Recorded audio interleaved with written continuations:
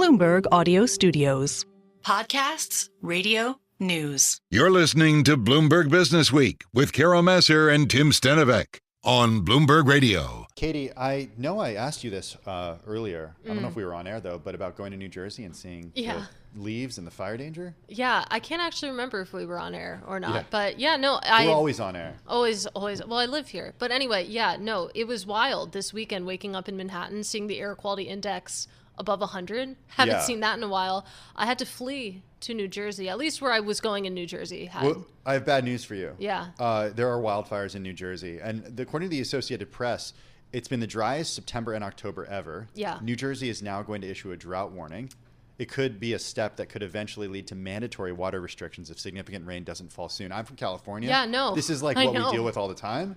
I made a joke, actually. I was going to horseback ride, and I made a joke to my barn manager, my barn owner, that is. Relatable.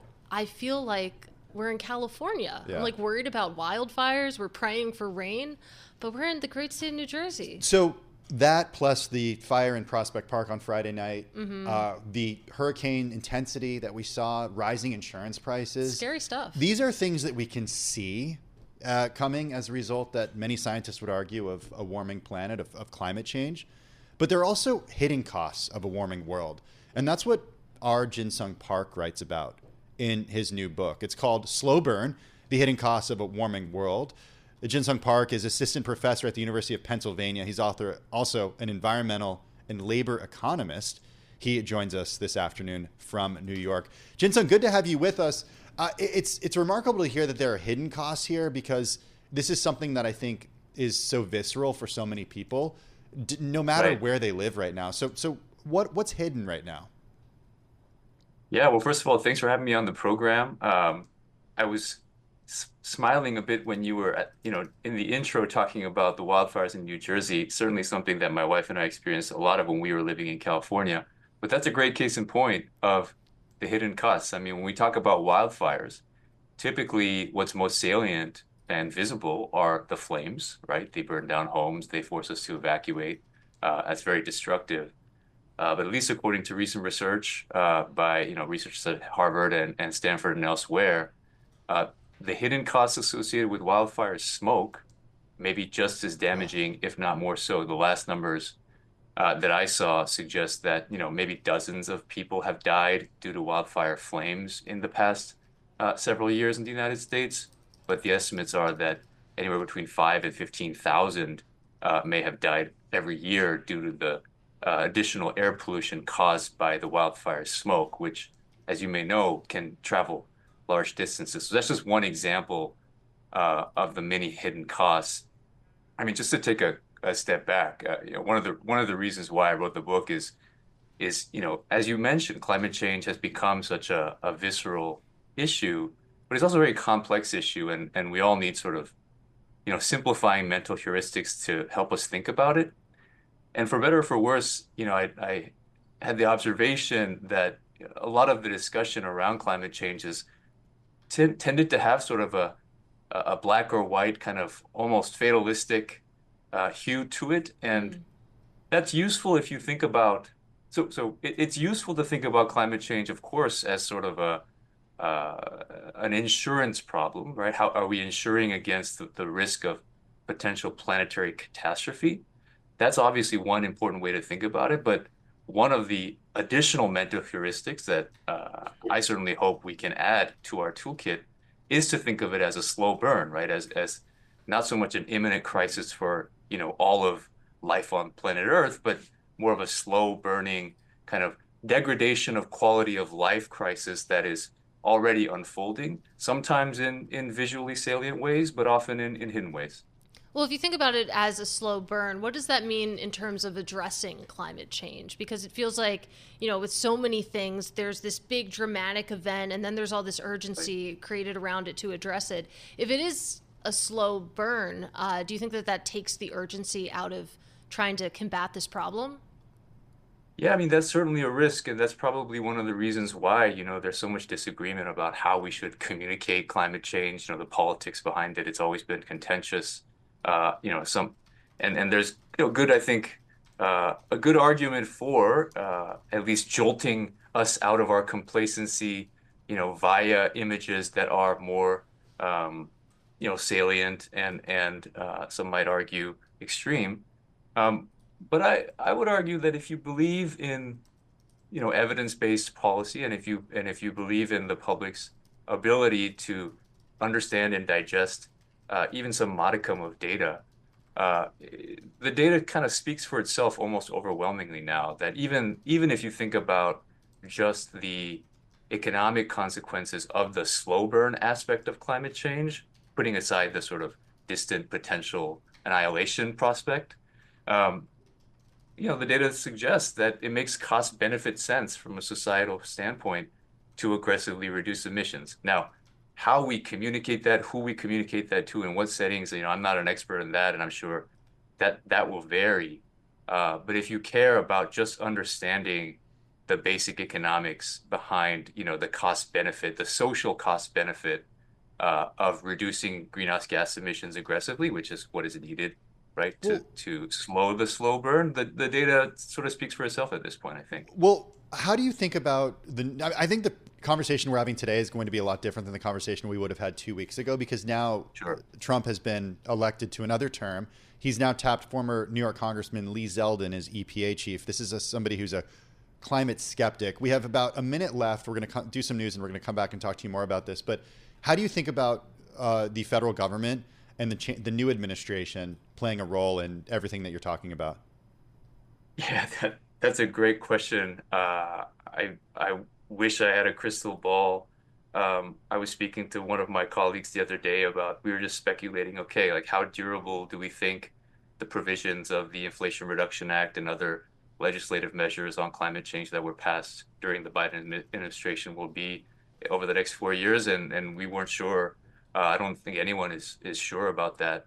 I will just say, since I know we need to break, there's a lot of uncertainty there, but my read of the data also suggests that there's a lot of momentum that is more a product of a combination of previous policy and technical change that I imagine will be, will be in the background regardless of what the specific policies are or not taken in this coming administration. So maybe that's room for a little bit of hope. Hey, radio manager Justin Milliner sending us this story. Yeah. This is kind of wild. Very timely. Very timely. New York City Amtrak trains delayed after brush fire disrupts rail service. A brush fire east of New York Penn Station has spurred power outages for Amtrak trains running to and from New Haven, Connecticut, prompting lengthy delays for passengers. Yeah, apparently, according to the agency, trains approaching Penn Station are being moved out of the area using diesel-powered engines. All service between New York Penn Station and New Haven suspended for the remainder of the day.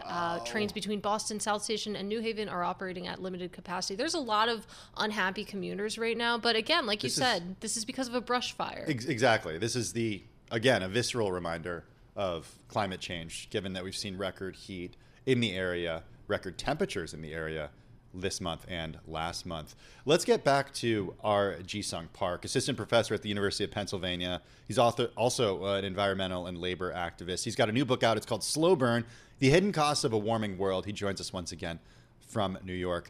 Jisung, before we went and did some news, you mentioned that you were thinking about the new administration when it comes to policy, when it comes to the Inflation Reduction Act. I'm wondering how you think about government role here versus the role of the market versus the role of individuals. It's a big issue.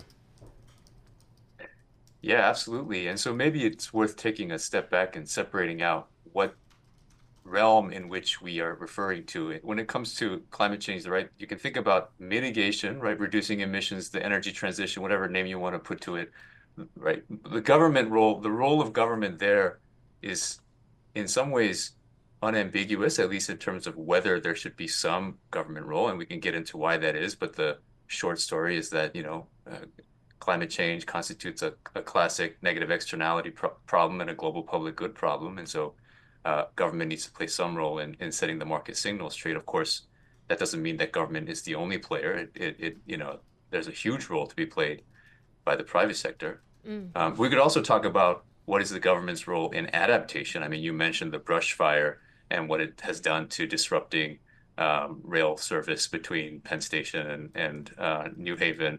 I mean, that's just one example of many ways in which, we can expect ongoing climate change, regardless of what we do in terms of emissions reductions, uh, how climate change will affect our quality of life. And what the government role is there in terms of helping us adapt to those risks is less clear, I think. I think it will depend in large part on, what are the market imperfections at play when it comes to these kinds of adaptation decisions? Are there important information asymmetries, or is there sort of a coordination role to be played? But to answer your question, yeah, I think it kind of depends. But certainly in the context of, mitigating emissions so that we can slow global warming and climate change overall, yeah, I think it's quite obvious that government has to play at least a catalyzing and sort of price signal setting role, if that makes sense, whether that's with a price on carbon or something else. Let's talk a little bit more about consequences, because you make the point in the book that it's not just some of the obvious day-to-day consequences that you might think of, but you also talk about lower test scores, for example. You talk about higher crime rates, not issues that people would typically associate with a hotter planet. Draw that link for us. Yeah, sure. And again, that was one of the motivations, the research that I've engaged in and I'm familiar with, that there's this increasingly intricate and compelling story of how even so-called non-catastrophic amounts of warming appear to have, subtle but cumulatively meaningful and pervasive consequences for day-to-day life. So you mentioned test scores. There are a number of studies that now show that students taking their exams on a hot day, even in a place like New York City, which, is one of the materially wealthiest, places on Earth. Nevertheless, students who take their exam on a 90-degree day, roughly 10% less likely, these are New York City Regents exams, to pass a given subject. Another example that may not be obvious is just thinking about how climate change interacts with the world of work. Even in the United States, again, one of the most highly industrialized countries in the world, there are many millions of workers. In fact, over 2/3 of the roughly 100 million or so workers without a bachelor's degree, who are routinely exposed to the elements on the job. Agriculture workers, construction workers are the first two categories that come to mind, but there are many others. Utility repair crew, warehouse workers, even in some indoor settings where there are already ambient sources of heat or cooling is difficult. There's evidence to suggest that when temperatures rise, and they don't have to be in the triple digits, even moderately elevated temperatures in the 80s and 90s can lead to a significant uptick in the risk of serious accident or injury or illness on the job. So these are the kinds of, what I'm calling subtle climate risks that are more pervasive than first meets the eye, and which, the data and the research that have come online in the past decade plus give us a much better insight into. Jisung, we have a little over a minute left, so I want to make sure I get this in. It's because it's crucial. How do we make people care? We just went through an election where overwhelmingly what we learned was the only thing that matters is inflation in the economy. That's what polls are showing us. How people feel about their economic situation. How do you get them to care about the temperature that kids take a test in when they can't afford to feed their family at the grocery store? That's a great question. I don't know if I have a great answer, Tim, but one way that I've continued to think about this problem is, by clarifying the links between something like climate change and the economy, and making it, maybe moving climate change as an issue out of what has historically been, an environmental policy issue per se, into a more, hey, it actually matters for the broader operating, infrastructure of the economy. It matters for, how we understand economic well-being broadly construed. That may be one way we make people to care a little bit more, but I don't have a great answer, to be honest. Yeah, I don't know either. It's something that I know a lot of people are thinking about right now. We really appreciate you taking the time this afternoon, spending so much time with us. The new book, Slow Burn, The Hidden Costs of a Warming World. That's our Jisung Park, assistant professor at the University of Pennsylvania, also an environmental and labor economist.